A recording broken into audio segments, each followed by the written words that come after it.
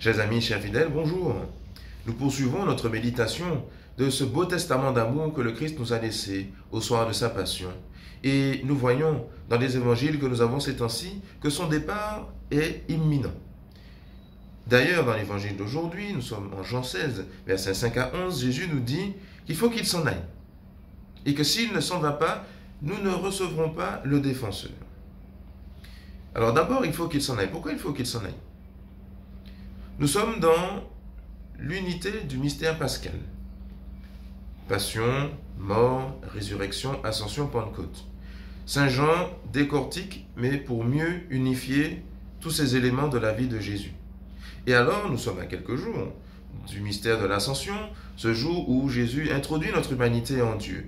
Et alors, si Jésus a vécu sa passion, c'est parce qu'il nous montre le sens de notre souffrance quelque part et la valeur rédemptrice qu'elle peut revêtir. S'il est mort, c'est que nous aussi, nous sommes appelés à mourir avec lui. S'il est ressuscité, nous sommes appelés à ressusciter avec lui.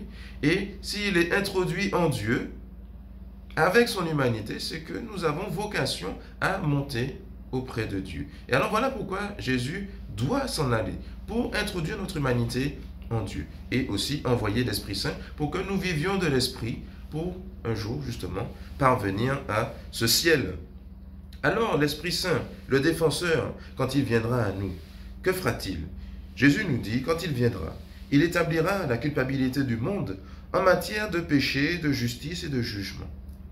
En matière de péché, parce qu'on ne croit pas en moi, dit Jésus. En matière de péché, ça signifie que le péché sera révélé comme tel. C'est-à-dire que le mal sera clairement identifiable. Et l'œuvre de l'Esprit en nous est justement de nous montrer le mal que nous faisons, éclairer nos consciences de façon à ce que nous puissions justement venir à la lumière, choisir la vérité.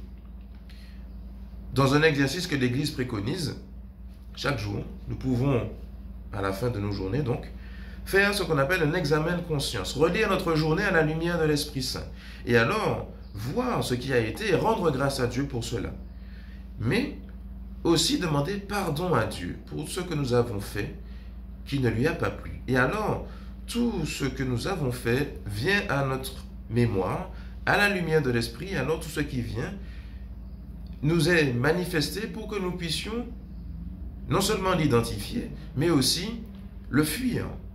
Voilà. L'Esprit Saint, quand il nous montre le mal que nous faisons, il ne nous écrase pas, mais il nous aide à l'identifier pour que nous puissions regretter et pour que nous puissions nous améliorer. Ça, c'est l'œuvre de l'Esprit Saint dans nos cœurs. En matière de justice, dit Jésus, puisque je m'en vais auprès du Père et que vous ne me verrez plus.